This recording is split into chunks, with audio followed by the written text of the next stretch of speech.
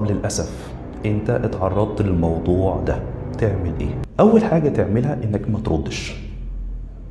للأسف الشخص اللي بيقوم بابتزازك بيعتمد على خوفك وضعفك، فانت اقطع له اول جزئية وهي انك انت ما تردش، بس حافظ على سكرين شوت للرسائل واللينكات اللي بتبعت لك واي حاجة خاصة تقدر تفيدك في الموضوع ده، ما تمسحش حاجة. وبعد كده لازم نتحرك ونحرر محضر علشان الموضوع ما يقفش لحد الجزئية دي، بالعكس لازم اللي عمل الموضوع ده يتجاب ويتحاسب. فالسكوت للأسف بيدي قوة للمبتز، لكن التصرف الصحيح والتصرف القانوني بيديك انت قوة. بالعكس احنا ممكن نحول الموضوع من ضعف ليك لقوة ليك، ونحول الموضوع من مجرد تهديد لانك تجيب الشخص دون ويوصل لانه يتحبس.